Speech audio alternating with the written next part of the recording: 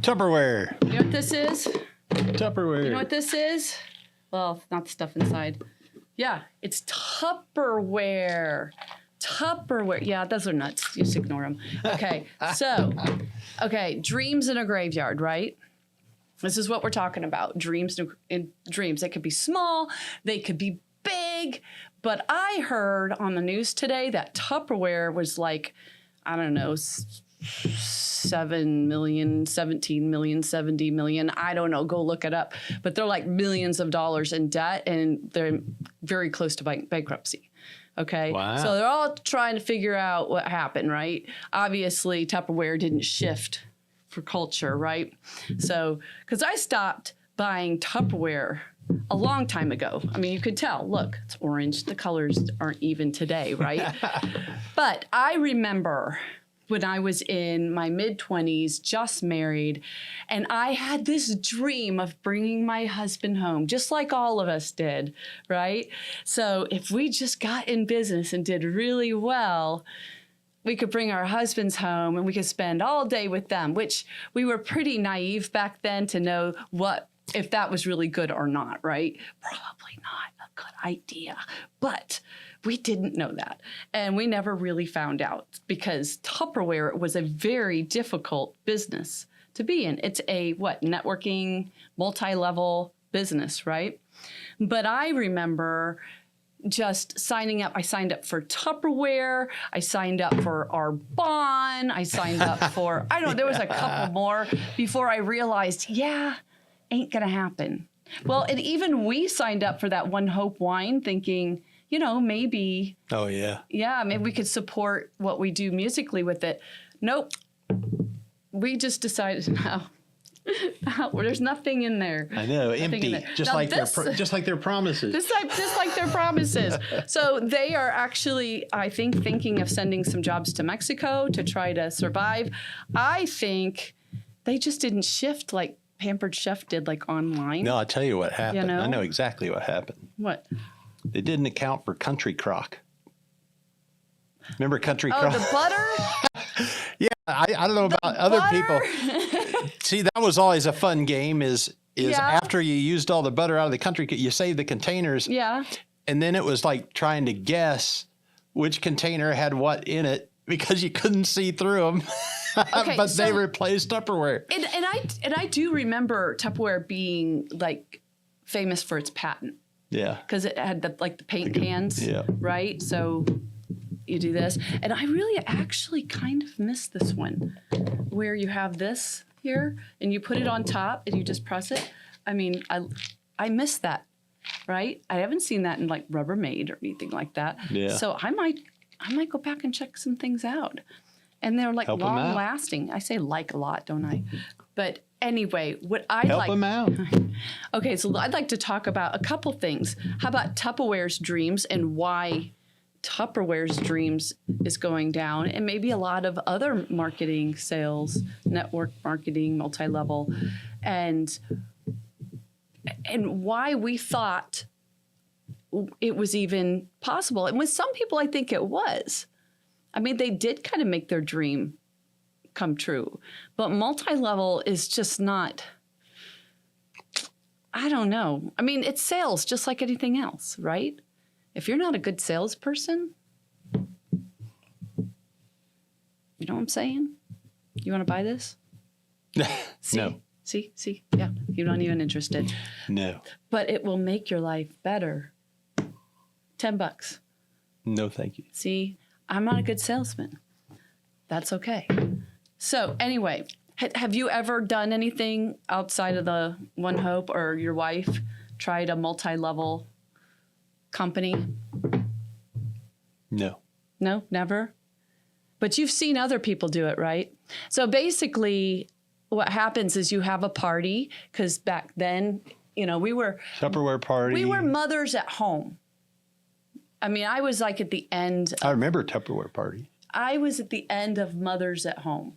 We were going to work. There was more and more people going to work.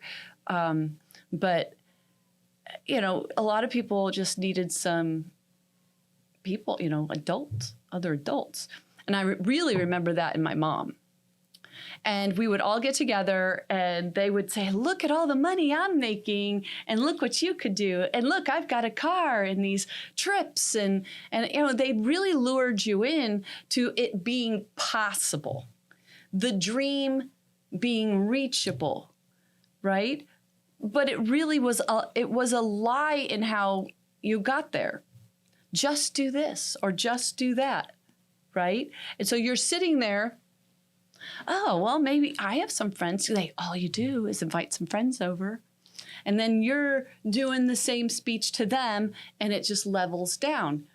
But what I'm finding in networking and multi-level companies is that there's the lower level there's always has to be a lower level, right? There always has to be. It's like, I don't think it's a direct pyramid scheme, but there's always somebody losing, right? Unless you're just, because really the money is who is below you. Yeah, from that aspect of it. I mean, because if you just were doing sales and that's it, that's not where the money was. The money is getting other people to sell for you, and then you got a percentage of their sales. And if you got enough people under you to, like, say, if you got 100 people under you and you got 1% of all their sales, all you had to do is sit there and collect. Yeah. Right? But you'd have to manage them. Yeah. And then it would just keep going down and keep going down and keep going down. But I remember how hard it was to get people together. Very rarely did you have somebody who filled the living room with people, because after a while you're just like, I would always want to hide when someone invited. I still do. I still get like want to hide kind of vibes when I even see it on Facebook. Oh, you are invited to a Pampered Chef online party. I'm like, ugh. But I think all of that comes from all these parties. It's like, oh no, because you usually you spend way too much money, right? That you don't want. And Rubbermaid was usually good enough in Country Crock, right? Yeah, Country Crock. Yeah, those, like I said, those were just left. They weren't even designed for that, but everybody used them for to store their stuff in. But so, did your mom ever do anything like that, or? I remember a little bit about Tupperware growing up. It had its attraction in its day, I guess. But the competition is just there's a lot of other options. You don't have to go to the party. You can go just pick it up and yeah. But and then there's the price point. What's the price point for what you get? Well, definitely. I would say it's worth the money in that it's still here. Yeah, it definitely was long-lasting stuff. Right. But then there's all the other stuff. It's like, well, is it better? I don't know. I heard Pampered Chef is better, but I don't really know. But I do remember just I remember having all of the catalogs, and just having it, they have it all, written out for you. This is what you do. But it was tough. It was like you had to go around and everybody knew you were the Tupperware lady.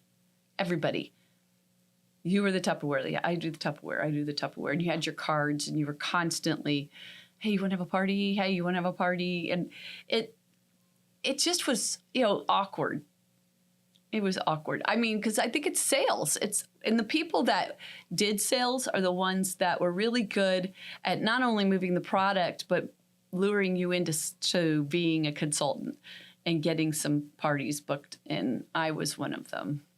But really the dream was being in your own business and managing your own time and seeing my husband more. Right? I had the dream of having a business with my husband. Yeah. I think that would be so cool. I don't have that dream anymore. I'm okay with it. Actually, I think it is better the other way. But I still want to see him, right? And he works from home now, and we get to see a lot more of each other, and that's great. But but as for the early years, yeah, a lot of women were lured into this, right? Was your mom ever a Tupperware lady, or? I don't know. I mean, like I said, I remember some things with Tupperware, and I remember some Tupperware parties, but I don't know who hosted them or if she just went. I don't think she ever hosted them, but yeah, I remember some of that stuff from. Yeah. Did you ever want to? Did Sonia ever want to start her own business? No. No, I kind of heard her say, "Oh, I would love to have a little yarn shop."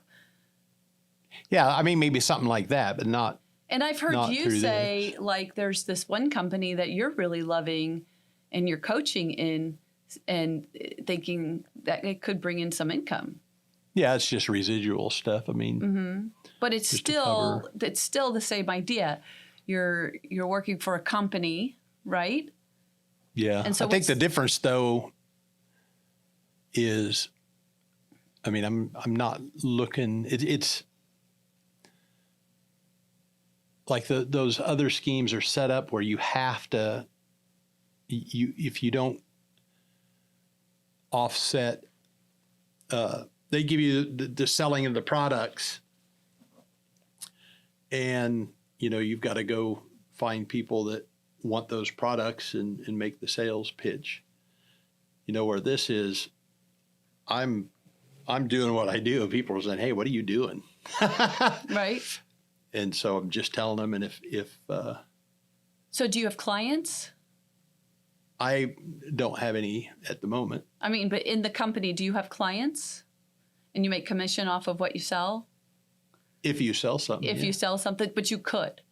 Yeah, you could. You could. And so do you have people under you that you manage that sell this stuff at all? No. So there's no, there's people under you and you're coaching them to coach? No. No. Okay. So basically it's like I could go buy from that company out of a catalog. Yes. Okay. So that's quite different. So, but it's still a dream. It's still a dream for people to become a coach, and then you are basically, whenever you have products involved, that there is sales. And yeah, when you are you lost weight and it works for you, same way here. This works for you. If it works for me, then yeah, right. So, and I always said I liked Tupperware at the time because I don't like selling something I'm not behind. I don't, Right. You know what I mean? Right. And there were some of it I didn't. I loved the Arbonne because of that, because it was natural and organic and healthy and things like that. I was part of Arbonne, and I remember they had these vitamins I took. And they were really reasonable, right? Daily vitamins. And that's what kind of got me in, is the vitamins, right? I could do this. I could, not the makeup as much as the health stuff. And I remember going to a conference in St. Louis. And there was 18,000 people at this conference. And we're all sitting there. One of the first things that pops up on the screen is they were replacing that with a package of vitamins that cost like $120 something, or I can't remember, but it went from like $30 to $100 and something a month. And I mean, there was like a hush. And I'm like, this is why I got in. And I think that is a little frustrating when you get into companies. And like I said, I still like Arbonne. I buy this or buy that here and there, but it's very frustrating when they change their products drastically and you're behind something and then all of a sudden it's gone, right? But basically I just remember this. You'd go with Tupperware, you would go to this main, like, I remember going to this metal building where they had their rallies, and you walked in and they had the song Hot Hot Hot, that one. something hot, hot, hot, you know, and all the hype music, and everybody is pumped up, and we're selling Tupperware, you know, and there was like maybe 100 ladies there, and they were just, I mean, it was a rally, getting everybody pumped up. They would introduce the new products, which was fun. I liked seeing the new products. And I loved having them at home and playing with all of the stuff that I was showing. And, you know, it was exciting. But it didn't last long because it didn't make any money. It really didn't make any money. I mean, you have to buy like your startup product, right? And then you got your gas, your time that you're booking stuff. I mean, all of this, it was like a wash every single time. And the only time you really, really made money, like I said, is when you got people doing it under you. And it's just something I was just not good at. And I think most people aren't. I think anything like that too is there are going to be people that are good at it. There are going to be people that aren't. Yeah. You know, and then like Tupperware going into debt, how did they get that far into debt? What, you know? That was the question on the show I was listening to, is how do you get, I think it was considerable. I think it might have, I have to look it up, but it was considerable money. But I think that when you're that big, I have an idea, I'm going to get this loan. Or, you know what I mean? Or we're changing we're shifting for the current age, and they're a little bit more optimistic than they should be. So now, I don't know if you knew this, Tupperware is made in America, always has been. Mm-hmm. And so now they want to send it to Mexico so they can compete. If they put this stuff in stores, they'd be competing with even some other nicer products. But all those products aren't made here, and they're made cheaper in China or wherever they're made, right? And I like the glass ones. You know, the glass. I picked that over Tupperware. Yeah. Right. I mean, even looking at those, I mean, that just looking at them speaks of a whole different era. They just never came with the time. I mean, like most of the stuff, when I talk to people, they don't even want these big containers anymore. They want downsized. They want smaller, sleeker. Small. Mm-hmm. They want. Well, these are old. Yeah, I know. I don't know what they have that's new. Yeah, I'd have to look up. I would just really have to look that up. And then, you know, the other thing about stuff like this is you got to order it. And then wait for it. Well, you have to do that with Amazon. And then, if you want to pay the shipping, you can get it pretty fast. See, yeah. I mean, that's why I don't order. Maybe that's part of the generation thing. Yeah. I don't order if I can go get it somewhere close, I go get it somewhere close. Yeah. And then, you know, I'll order stuff I can't get. Yeah. Well, I end up at Costco and they have like a big set you could just buy. And then as far as I just buy that. I don't know who would be their primary competitor, but so you can go into pretty much any store and get Rubbermaid. That's what I started buying because it was cheaper and accessible, and if I needed something, I just could go get it. Yeah, right, and you could go get it, and so that's the part that is that to made me, this kind of thing because to me they're done. Don't you think? I think so. I think they should just call it quits. My opinion, or shift to because you were just making it and selling it in stores. Yeah. Right? And forget the network. I just don't know multi-networking companies. I'm wondering if they're, I don't know if they're a thing of the past or not. I don't know if the model is in the past. I don't know. Do you see very many of them around? I mean, even Avon. Right. I haven't seen Avon an Avon catalog forever. Mary Kay.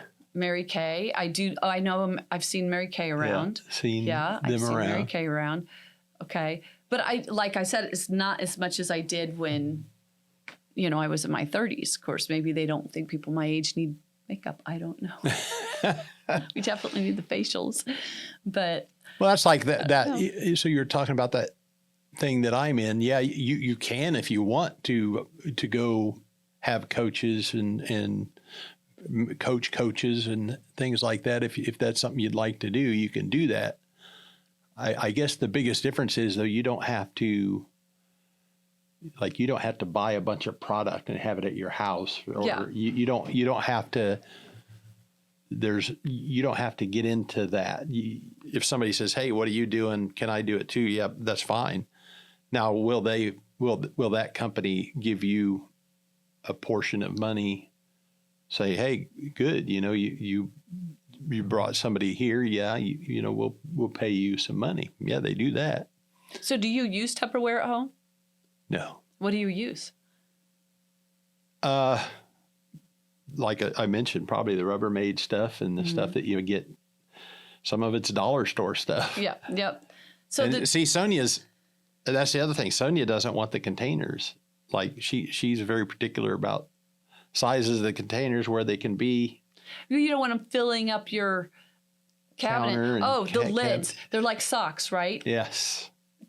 Right? Yeah. So, yeah. Now I store everything, like the lids are loosely in there and I just put it up. I don't even use the stacking method. I have a little cabinet where I just put them in like this, So I have like this, and then I put it like this, and then there, it's hard to it's hard to sit back and just say, what happened to him, but it's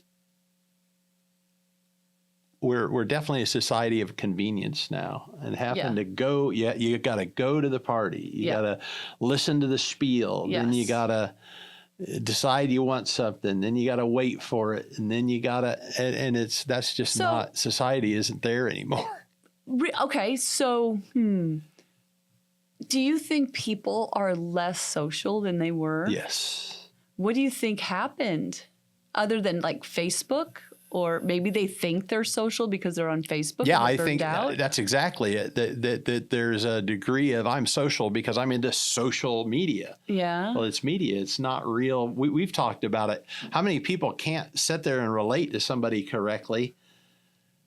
Break all these social rules because they do it on Facebook all the time and get away with it. Yeah, that could be. And yeah, I do think there. And I've been listening to some of the stuff about.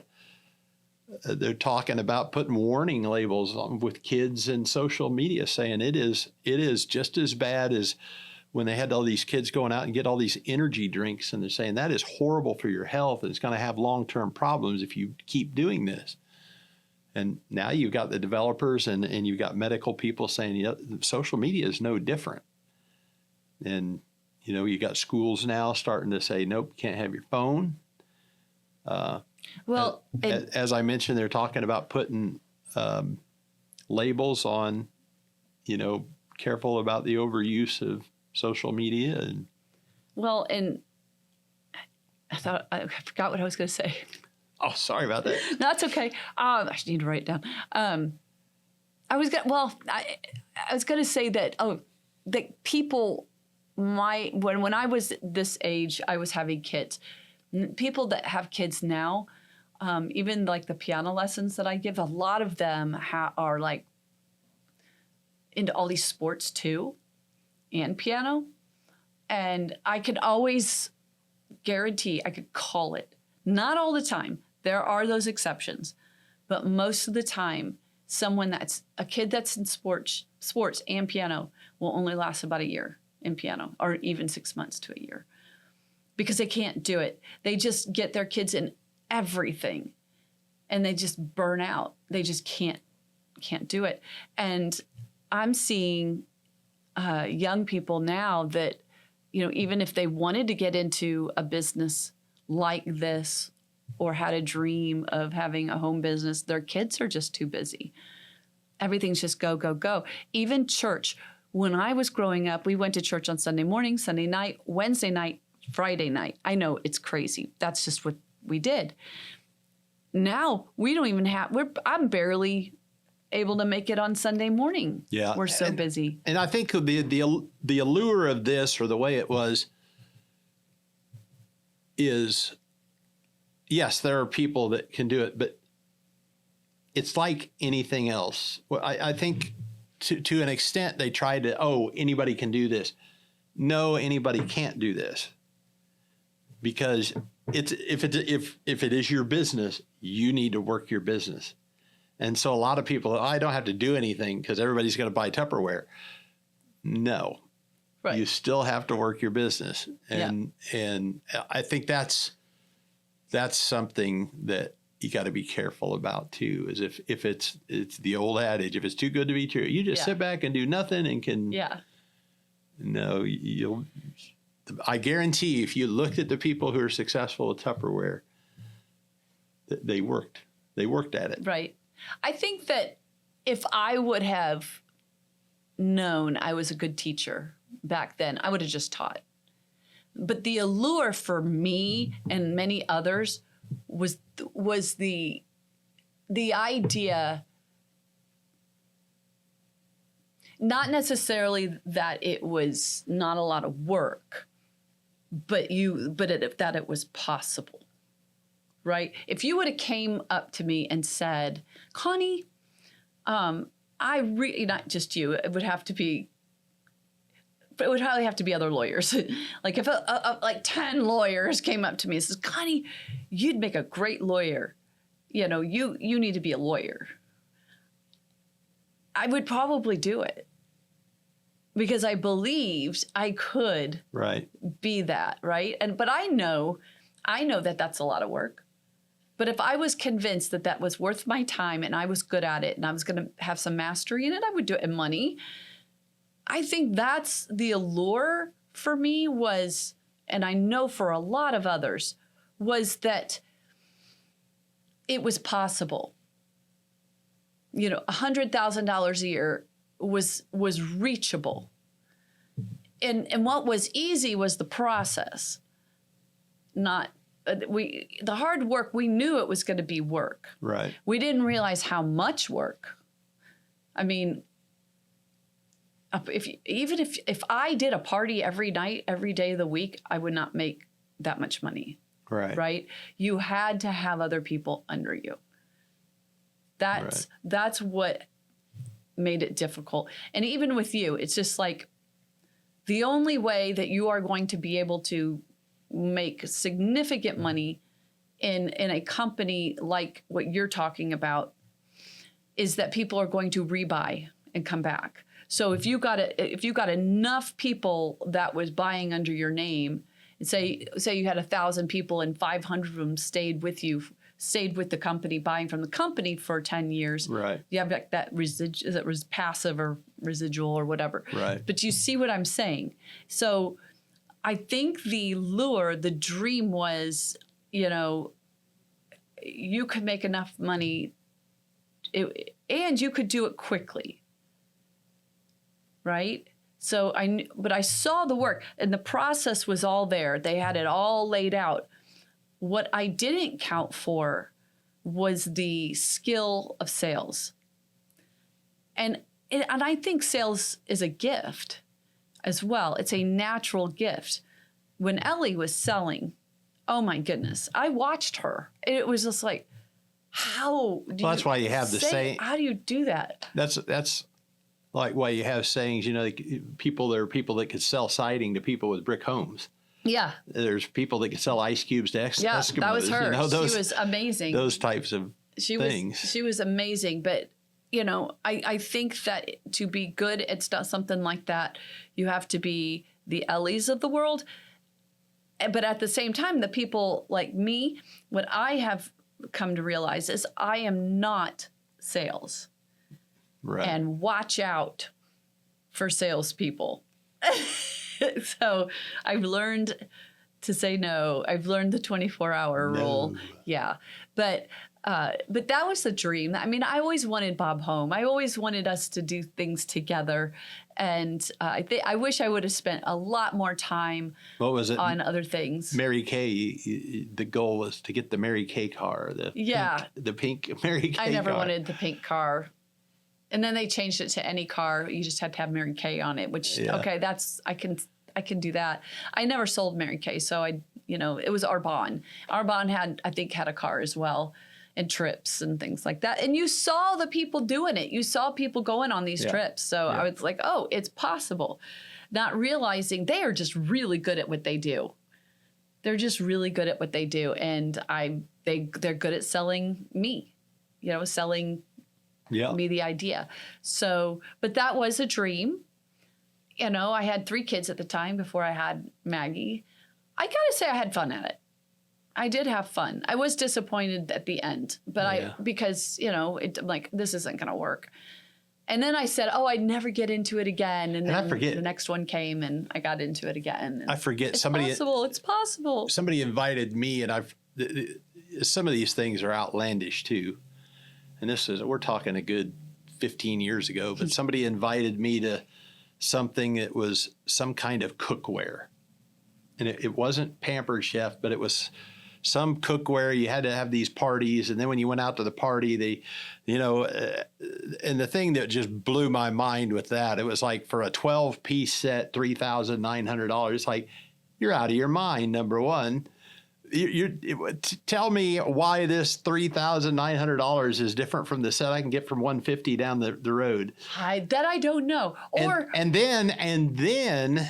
After so not only is the price absolutely outlandish, but then their whole pitch was getting you to be a salesman of it. And it's like, no, you're out of your mind. I would not pay, I don't care if Chef Ramsay's using it. I'm not paying this cost.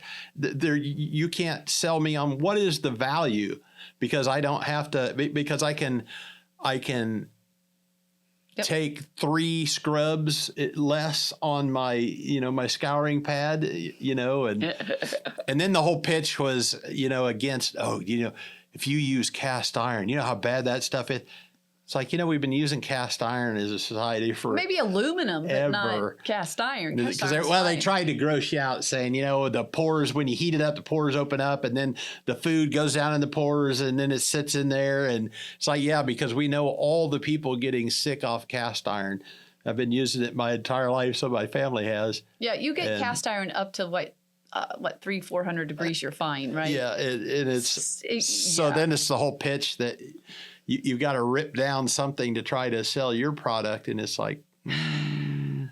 Now there is really good cookware out there, probably worth the money. Yeah. But then it's like, you're not. Why? You're at home. I'm not saying you're cooking at home. I'm not saying buy the cheapest thing. This was crazy. I can see if you're in a restaurant wanting the high end stuff that lasts longer and cooks even and perfect. But at home, you're cooking one meal at a time. So no, you don't need that. Yeah. Now, there is one thing I bought at a multi-networking company that I absolutely love and never regretted, and that was Cutco. The knives. Still have them. And they don't go dull. Very good. I love it. I love my Cutco. Actually, you have to make sure not to cut yourself, because they are very, very sharp. Very sharp. But I've never regretted that. And a friend sold that to me, and he was significantly younger. It was one of my friend's sons, and he was doing it. And I kind of bought them to support him. They were expensive, but I'm like, you feel like you want to support people. And that is just one buy I've never regretted. I'm just like, I love these knives. I absolutely love those knives. They never go dull. You can put them in the dishwasher. So, but I couldn't sell them. There's no way. Because the spiel, you have to do this weird spiel. Cut paper and drop tomatoes and slice them in the air like a ninja warrior. Exactly.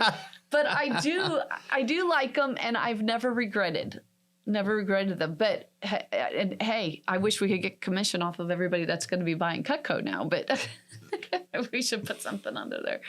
But the dream now, now that it's what do you think? That was another. What are you thinking? Made me think what was back in the day. Ginsu knife. Ginsu. Oh my gosh, I remember they just dropped a piece of paper on it. Yeah. Yeah. Sliced it. Do you know when my kids were little, I didn't have very many sharp knives because I didn't want them getting hold of it. So I was really happy to get sharp knives. And I was happy to get something that you could put in the dishwasher because usually knives you Right. can't. And Right. I have a high end. I paid $30 for this thing, potato peeler, from I don't know some kitchen store down by the plaza, and never regretted that either, because it's still sharp, but you can't put it in the dishwasher. Right. You know, so I always rinse it and hang it, but never regretted that. I've had it for years, like 10 years, 10, 15 years. It's still sharp. I'm just like, this is great. Yeah. Now, can opener, I need a can opener. Yeah. There aren't any good ones. I'm here to tell you. So, you know, we bought, have you seen these ones? They're metal. The handles are metal, but the part you turn, the manual ones, is plastic. That's terrible. It's awful. It never got through one can and it stripped out the plastic. It's like, okay, Wow. it was cheap. Fine, I'll try Wow. it. But I was like, how is this going to work? So your dream is to have a good can opener. A good can opener. Right? You can't get a manual one hardly. Right? No. Well, I went from my manual one to the electric because the electric at least did the job. I need to get another one. I just don't know. I don't know. I don't go out as much as I used to. Yeah. You know, that's, you know, Bob's working from home now. So I don't go out as much Yep. as I used to.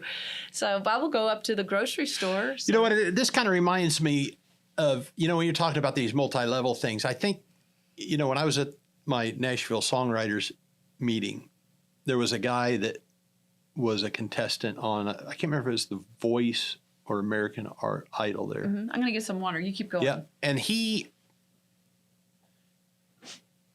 placed in it. He didn't win it, but he was like in the top 3. Yeah.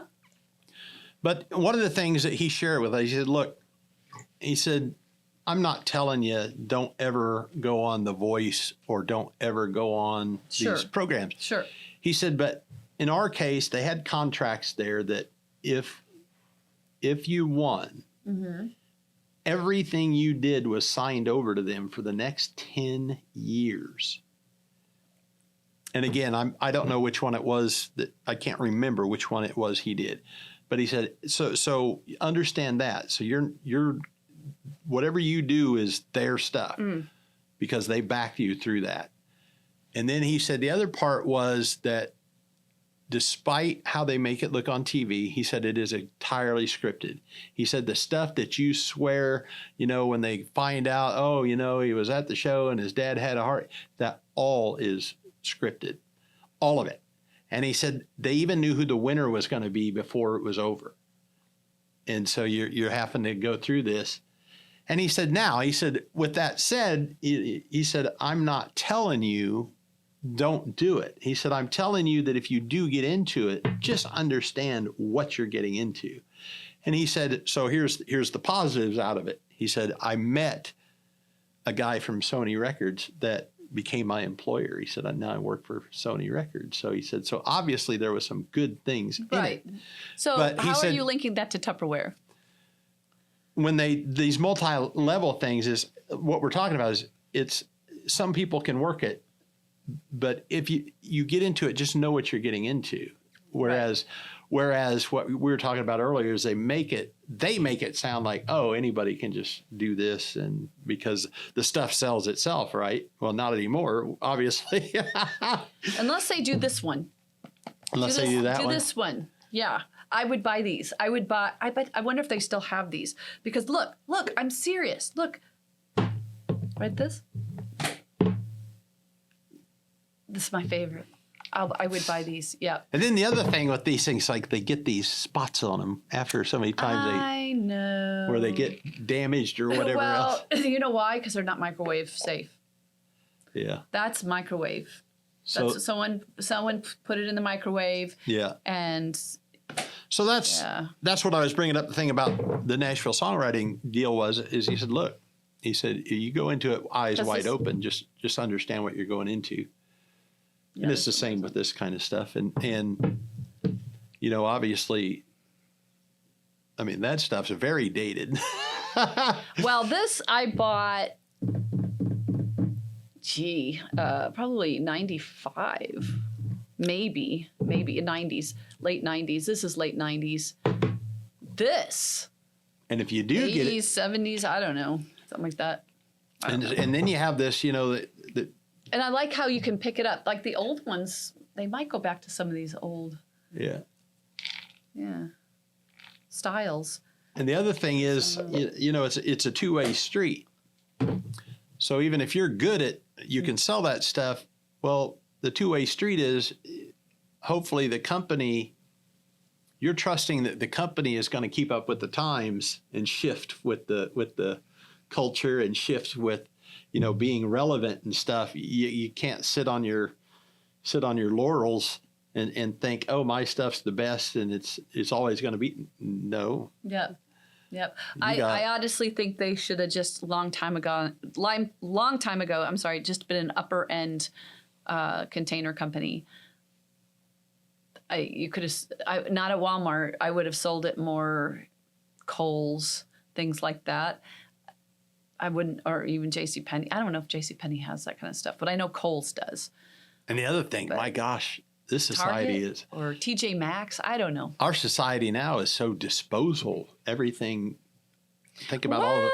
I don't know. A lot of people like the glass ones, though. Yeah. from Well, a lot of people, Costco. though, go in and buy the cheap ones that you use a couple times and toss. Yeah, but this was like for flour. Yeah. I don't think they do that for flour and sugar. I think they want really good containers, and they have nice containers for that. But I think also with like the flour and the sugar and everything, they're going for aesthetics. So, I mean, a lot of people those were ceramic bowls and ceramic. Yeah, or glass where you can Glass. put it on your counter, Yeah.